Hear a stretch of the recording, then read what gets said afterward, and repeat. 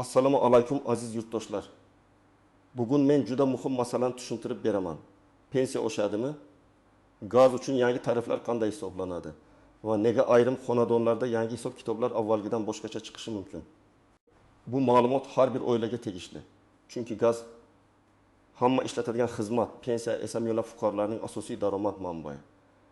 Agar bu mavzuni vaqtida tushunib olmasangiz, kvitantsiyada ortiqcha qarzdorlik ko'rinishi, imtiyozdan foydalanmay qolish yoki noto'g'ri hisoblangan summani o'z vaqtida tekshirtirmaslik xavfi bor. Shuning uchun hozirroq kanalga obuna bo'ling, videoga like bosing, chunki men bunday moliyaviy va ijtimoiy masalalarni oddiy tilda, aniq misollar bilan tushuntirib boraman. Avval gaz to'lovi ko'pchilik uchun nisbatan sodda ko'rinardi. Hisoblagich ko'rsatkichini topshirasiz, sarflangan kub metr chiqadi. Amaldagi tarifga ko'paytiriladi va kvitansiyada summa paydo bo'ladi. Agar xonadonda hisoblagich bo'lmasa, me'yor asosida, ya'ni ro'yxatda turgan odamlar soni isitish turi, gaz plitasi yoki isitish qozoni bor yo'qligiga qarab hisob yozilardi. Ko'p odamlar bu tizimga ko'nikib qolgan edi. Lekin muammo shundaki, real iste'mol bilan to'lov o'rtasida katta farqlar paydo bo'lardi. Kimdir juda ko'p gaz ishlatib, pastroq narxda to'lardi. Kimdir esa kam ishlatsa ham me'yor bo'yicha ko'proq to'lab qolardi. Endi asosiy o'zgarish shundan iboratki, gaz uchun tariflar va hisoblash tartibida ijtimoiy me'yor, limit, bosqichli narx yoki alohida toifadagi iste'molchilar uchun farqli yondashuvlar muhokama qilinadi yoki joriy etiladi. Oddiy tilda aytsam, hamma sarflangan gaz bir xil narxda hisoblanmasligi mumkin. Masalan, ma'lum bir miqdorgacha gaz arzonroq yoki asosiy tarifda hisoblanadi. Undan oshgan qismi esa boshqa narxda hisoblanadi. Bu yerda eng muhim savol, sizning oilangiz qaysi miqdorda gaz ishlatyapti? Uyda nechta kishi yashaydi? Hisoblagich to'g'ri ishlayaptimi? Va sizga tegishli imtiyozlar hisobga olinganmi? Pensiya masalasida ham odamlar orasida ko'p savollar bor. Pensiya oshsa, bu gaz narxidagi o'zgarishlarni qoplaydimi? Oshgan pul avtomatik tushadimi? Kimlarga ko'proq ta'sir qiladi? Men buni aniq tushuntiraman. Pensiya oshishi alohida ijtimoiy qaror bo'lsa, kommunal tariflarning o'zgarishi alohida iqtisodiy qaror. Bir ikkinchisini avtomatik bekor qilmaydi. Ya'ni pensiya oshgani bilan gaz to'lovi ham oshsa, pensionerning qo'lida qoladigan real pul miqdori oilaning iste'moliga qarab o'zgaradi. Shu sababli pensionerlar, nogironligi bor fuqarolar, kam ta'minlangan oilalar va ko'p gaz ishlatadigan xonadonlar hisob kitobni albatta tekshirish kerak. Men avvalo kimlar xavotir olishi kerakligini tushuntiraman. Birinchi navbatda gaz bilan isitiladigan hovlida yashaydiganlar. Qishda bunday xonadonlarda gaz sarfi juda keskin oshadi. Masalan, oddiy kvartirada faqat plita uchun oyga 20 yoki 30 kub metr gaz ishlatilishi mumkin. Ammo hovlida isitish qozoni bo'lsa, ayniqsa uy katta, deraza eshiklari eski. Davorlar sovuq bo'lsa, oyga 300, 500, hatto 800 kub metr gaz ketishi mumkin. Tarif bosqichli bo'lsa, aynan mana shu katta sarf qiladigan oilalarda hisob keskin farq qiladi. Misol keltiraman. Tasavvur qiling. Pensioner ota-ona eski hovlida yashaydi.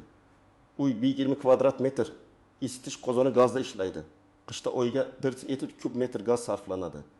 Agar ma'lum limitgacha gaz bir narxda, limitdan oshgan qismi boshqa narxda hisoblangan bo'lsa, ular faqat umumiy kub metrga qaramasligi kerak. Qancha qismi asosiy tarifda, qancha qismi yuqori tarifda hisoblanganini ko'rishi zarur. Chunki kvitansiyada umumiy summa chiqadi, lekin uning ichida hisob qanday bo'lingani oddiy odamga darhol tushunarli bo'lmasligi mumkin. Agar hisoblagich ko'rsatkichi noto'g'ri kiritilgan bo'lsa, bir oyda sun'iy ravishda katta sarf ko'rinadi va bu yuqori tarifga tushib qolishi mumkin. Ikkinchi toifa, hisoblagichi yo'q yoki hisoblagichi vaqtida ko'rikdan o'tmagan xonadonlar. Bu juda muhim. Hisoblagich bo'lmasa, tizim ko'pincha me'yor bo'yicha hisoblaydi.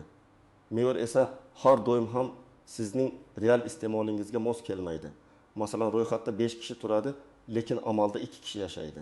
Agar hujjatlar yangilanmagan bo'lsa, siz 5 kishi uchun hisoblangan gaz to'lovini ko'rishingiz mumkin.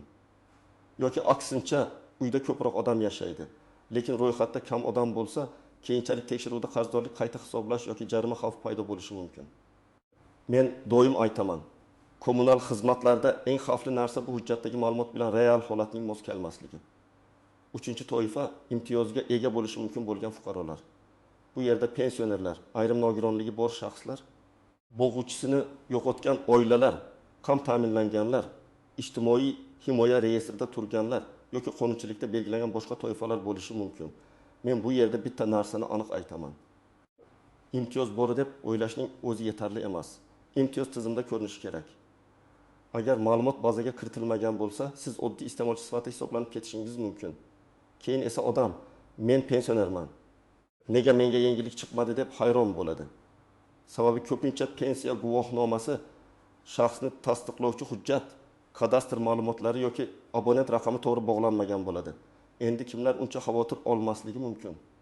Agar sizning uyingizda zamonaviy hisoblagich ishlayotgan bo'lsa, ko'rsatkichlar vaqtida topshirilsa, qarzdorlik bo'lmasa, ro'yxatdagi odamlar soni to'g'ri bo'lsa va gaz sarfi past bo'lsa, siz uchun o'zgarish sezilarli bo'lmasligi mumkin. Masalan, ko'p qavatli uyda yashaysiz. Faqat gaz plitadan foydalanasiz. Oyiga 15 yoki 25 kub metr sarflaysiz. Bunday vaziyatda yangi tariflar bo'lsa ham, siz katta iste'mol qiladigan xonadonlar kabi bosim sezmasligingiz mumkin. Lekin baribir kvitansiyani tekshirish kerak. Chunki kichik xatolik ham oylar davomida yig'ilsa, sezilarli qarzdorlikka aylanadi. Yana bir real misol. Toshkent viloyatida yashaydigan oila bor deb olaylik. Oilada 6 kishi, hovli uy. Gaz plita va isitish qozoni bor. Yozda gaz sarfi oyiga 40 kub metr. Chunki faqat ovqat pishirish va suv isitishga ketadi. Qishda esa 6 kub metr bo'ladi. Agar ular faqat yozgi oylarga qarab biz kam ishlatamiz deb o'ylasa, xato qiladi. Tariflar ayniqsa qish mavsumida bilinadi. Shuning uchun men har bir oilaga yil bo'yicha o'rtacha sarfni hisoblashni maslahat beraman. Faqat bir oyga qarab xulosa chiqarmang. Dekabr, yanvar, fevral oylaridagi sarf alohida tekshiriladi. Pensiya oshishi bo'yicha misol qilaman. Aytaylik, pensionerning pensiyasi ma'lum miqdorga oshdi. Odam birinchi oyda xursand bo'ladi, chunki kartasi avvalgidan ko'proq pul tushadi. Lekin shu payt gaz to'lovi ham qish sababli oshsa, real foyda kamayadi. Masalan, pensiya 70 ming so'mga oshdi. Gaz to'lovi esa sovuq oyda 20 ming so'mga ko'paydi. Natijada qo'lda qoladigan farq atiga 30 ming so'm bo'ladi. Agar hisob noto'g'ri bo'lsa yoki imtiyoz qo'llanmasa. Pensiya oshganining ta'siri umuman sezilmay qolishi ham mumkin. Shu sababli pensiya oshdi degan xabarni eshitganda faqat daromadga emas, xarajatlar tuzilmasiga ham qarash kerak. Endi istisnolar. Nozik jihatlar va ko'pchilik e'tibor bermaydigan nuqtalarni tushuntiraman. Birinchi nozik jihat hisoblagich ko'rsatkichi. Ko'p odamlar hisoblagichdagi raqamni suratga olib qo'yishni odat qilmagan. Bu katta xato. Chunki agar operator ko'rsatkichni noto'g'ri kiritsa yoki tizimda eski ko'rsatkich qolsa, keyingi oyda farq katta chiqishi mumkin. Men tavsiya qilaman. Har oyning bir xil sanasida hisoblagichni suratga oling. Suratga raqamlar aniq tushsin. Telefoningizda alohida papka oching. Agar bahs chiqsa, sizda dalil bo'ladi. Ikkinchi nozik jihat qarzdorlikning kelib chiqishi. Ba'zan kvitansiyada katta summa ko'rinadi. Odam esa men bunday gaz ishlatmadim deydi. Lekin tekshirsangiz, bu summa faqat joriy oy emas. Oldingi qarzdorlik penya qayta hisoblash yoki hisoblagich tekshiruvi bilan bog'liq bo'lishi mumkin. Shu sababli umumiy summani ko'rib vahimama qilishdan oldin uning tarkibini so'rang. Asosiy qarz qancha, joriy oy to'lovi qancha, oldingi davrdan o'tgan qoldiq qancha penya bormi, qayta hisoblash qilinganmi? Har bir band alohida tushuntirilishi kerak. Uchinchi nozik jihat abonent kimning nomida, uy otaning nomida, gaz shartnomasi boboning nomida, amalda esa farzandlar yashayotgan bo'lishi mumkin. Bunday holatlar juda ko'p. Agar imtiyoz bir shaxsga tegishli bo'lsa, lekin abonent boshqa odam nomida bo'lsa, tizim imtiyozni avtomatik qo'llamasligi mumkin. Masalan, uyda pensiyon yashaydi, lekin gaz abonenti boshqa shaharda yashaydigan o'g'lining nomida. Pensioner men imtiyoz olishim kerak deydi, lekin bazada u abonent sifatida chiqmaydi. Buni hal qilish uchun hujjatlarni tartibga keltirish kerak. Mulk hujjati, abonent shartnomasi, yashash manzili va imtiyoz hujjatlari bir-biriga mos bo'lishi zarur. 4-nozik jihat ijtimoiy norma va real ehtiyoj. Agar oilada keksa odamlar, chaqaloqlar yoki kasal odamlar bo'lsa, uy issiqroq saqlanishi kerak bo'ladi. Bunday oilalarda gaz sarfi tabiiy ravishda ko'proq chiqadi. Lekin tarif tizimi har doim ham har bir oilaning ichki holatini avtomatik bilmaydi. Shuning uchun ijtimoiy himoyaga muhtoj oila bo'lsangiz, mahalla ijtimoiy himoya organlari yoki tegishli xizmatlarga murojaat qilib, mavjud yordam turlarini aniqlashtiring. Men shuni ham aytaman. Yordam so'rash uyat emas. Agar qonunda belgilangan yengillik bo'lsa, undan foydalanish fuqarolik huquqingiz. 5-nozik jihat gaz uskunalarining texnik holati. Eski qozon ko'p gaz yeydi, lekin uy yetarli ismaydi. Eski deraza izolyatsiyasiz tom, yo'riq eshik. Nasos termostat ham gaz sarfini oshiradi. Odamlar ko'pincha tarif oshdi. Shuning uchun ko'p to'layapman deydi. Lekin ba'zan sababning yarmi uy ichidagi yo'qotishda bo'ladi. Masalan, bir xil maydondagi ikki uy bor. Birida derazalar zik, qozonsoz termostat ishlaydi. Ikkinchisida eshikdan sovuq kiradi, qozon eski, harorat qo'lda boshqariladi. Birinchi uy oyga 300 kub metr ishlatsa, ikkinchisi 500 kub metr ishlatishi mumkin. Tarif bir xil bo'lsa ham to'lov farqi katta bo'ladi. 6-chi nozik jihat. To'lovni kechiktirish. Agar oilaning daromadi cheklangan bo'lsa, ayniqsa pensionerlar orasida keyingi oy to'layman degan holat ko'p uchraydi. Lekin kommunal qarz yig'ilib boradi. Bir oyda ko'p bilinmagan qarz 3 oyda katta summaga aylanadi. Agar pensiya yoki cheklov choralari qo'llansa, vaziyat yanada og'irlashadi. Men doim maslahat beraman, to'liq to'lay olmasangiz ham vaziyatni yashirmang. Abonent bo'limiga boring, qarzdorlik tarkibini oling, imkon bo'lsa bo'lib to'lash masalasini so'rang. Eng yomoni kvitansiyani ko'rmaslikka olish. 7-chi nozik jihat rasmiy manbadan tekshirish. Ijtimoiy tarmoqlarda pensiya falon summaga oshdi. Gaz narxi birdan falon bo'ldi. Hamma imtiyoz bekor qilindi degan gaplar tez tarqaladi. Lekin har bir xabarni rasmiy qaror, vazirlik yoki tashkilot e'lonlari, mahalla va kommunal xizmat idoralaridagi ma'lumot bilan tekshirish kerak. Men ekspert sifatida sizga shuni aytaman. Og'zaki gap bilan moliyaviy qaror qilmang. Ayniqsa qarzdorlik, subsidiya, imtiyoz, qayta hisoblash kabi masalalarda albatta yozma ma'lumot oling. Endi aniq nima qilish kerakligini bosqichma-bosqich aytaman. Birinchi qadam oxirgi 3 yoki 6 oylik gaz kvitansiyalarini yig'ing. Agar qog'oz kvitansiya bo'lmasa, ilova, bank to'lovi, SMS yoki shaxsiy kabinetdan ma'lumotni oling. Har bir oy uchun sarflangan kub metr tarif, to'langan summa va qarzdorlik qoldig'ini alohida yozib chiqing. Siz bir qarashda qaysi oyda sakrash bo'lganini ko'rasiz. Ikkinchi qadam, hisobolagich ko'rsatkichini tekshiring. Hozirgi ko'rsatkichni suratga oling va kvitansiyadagi oxirgi ko'rsatkich bilan solishtiring. Agar kvitansiyada sizning real ko'rsatkichingizddan katta raqam turgan bo'lsa, darhol murojaat qiling. Agar kichik raqam turgan bo'lsa ham beparvo bo'lmang, chunki keyingi oyda farq birdan yig'ilib chiqishi mumkin. To'g'ri ko'rsatkichni vaqtida topshirish eng oddiy va eng samarali himoya. 3-qadam. Abonent ma'lumotlarini tartibga keltiring.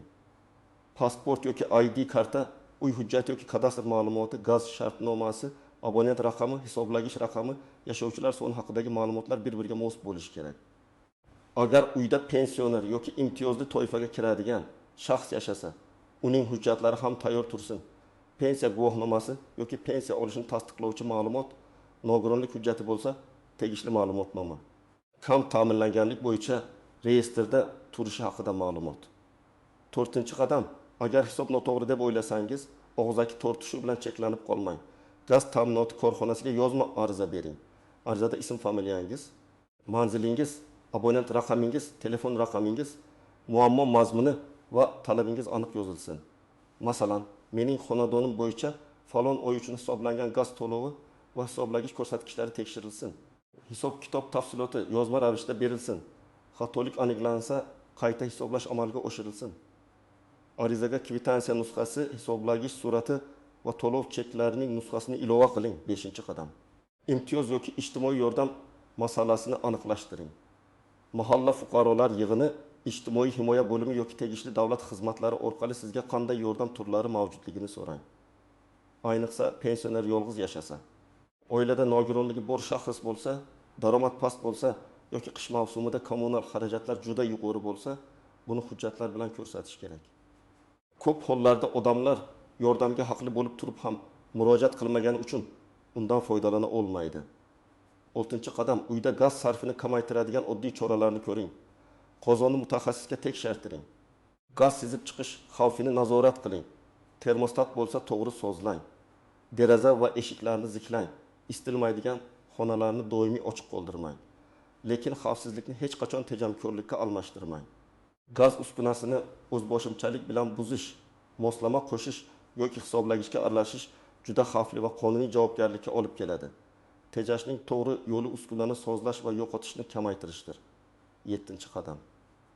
Pensiya tushumini va xarajatlarni alohida rejalashtiring. Agar pensiya oshsa, yangi tushgan summani darhol kundalik xarajatga tarqatib yubormang. Avval majburiy to'lovlarni yozing. Gaz, elektr, suv, dori-darmon, oziq-ovqat. Keyin qaysi xarajat ortganini solishtiring. Agar gaz to'lovi pensiya oshishdan ko'proq ta'sir qilayotgan bo'lsa, demak siz uchun imtiyoz qayta hisoblash yoki sarfni kamaytirish masalasi dolzarb. 8-qadam. Har bir to'lovdan keyin chekni saqlang. Bank ilovasida to'lagan bo'lsangiz, elektron chekini yo'qotmang. Naqd to'lov bo'lsa, qog'oz chekni rasmga oling. Ba'zan to'lov tizimiga kech tushadi yoki noto'g'ri abonentga ketib qoladi. Bunday vaziyatda chek sizning asosiy dalilingiz bo'ladi. 9-qadam. Qo'shnilarning summasi bilan o'zingiznikini ko'r-ko'rona solishtirmang. Bir ko'chada 2 uy yonma-yon bo'lsa ham gaz sarfi butunlay boshqacha bo'lishi mumkin. Uy maydoni, qozon turi, odamlar soni, isitish odati, deraza sifati, hisoblagich holati, qarzdorlik tarixi farq qiladi. Qo'shnida kam chiqib, sizda ko'p chiqsa, bu albatta xato degani emas, lekin tekshirish uchun asos bo'lishi mumkin. 10-qadam. O'z huquqingizni xotirjam va hujjat bilan talab qiling. Abonent bo'limiga borganda his-tuyg'u bilan emas, raqamlar bilan gapiring. Nega ko'p chiqdi? Deyish o'rniga falon sanada hisoblagich ko'rsatkichi shuncha edi, kvitansiyada esa shuncha ko'rsatilgan. Farqni tushuntirib bering deng. Men pensionerman deyish bilan birga pensiya hujjatini ko'rsating va imtiyoz tizimida qo'llanganmi yoki yo'qmi yozma ma'lumot bering deb so'rang. Raqam. Hujjat va yozma javob bo'lsa, masalani hal qilish ancha osonlashadi. Bugungi mavzuda eng muhim fikr shuki, pensiya oshishi yaxshi yangilik bo'lishi mumkin. Lekin gaz uchun yangi tariflar va yangi hisob-kitoblar oilaviy byudjetga bevosita ta'sir qiladi. Shuning uchun har bir fuqaro kvitansiyasini tekshirishi, hisoblagich ko'rsatkichini nazorat qilishi, imtiyoz hujjatlarini tartibga keltirishi va xatolik bo'lsa yozma murojaat qilishi kerak. Ayniqsa pensionerlar, hovlida gaz bilan isitiladigan uylar, ko'p farzandli oilalar, kam ta'minlanganlar va hisoblagichi muammoli xonadonlar bu masalaga befarq bo'lmasin. Men sizga maslahat beraman. Bugunoq gaz kvitansiyangizni oching, oxirgi ko'rsatkichni tekshiring. Qarzdorlik qayerdan kelganini aniqlang va kerak bo'lsa hujjatlaringizni tayyorlang. Izohlarda yozing. Sizning hududingizda gaz to'lovi oshdimi, pensiya oshishi sezildimi, kvitansiyada tushunarsiz hisoblar bormi? Fikringiz boshqalarga ham foyda beradi. Videoga like bosing, kanalga obuna bo'ling. Chunki keyingi chiqishlarda men pensiya, tafaqa, kommunal to'lovlar va imtiyozlar bo'yicha eng kerakli ma'lumotlarni sodda tilda tushuntirishda davom etaman.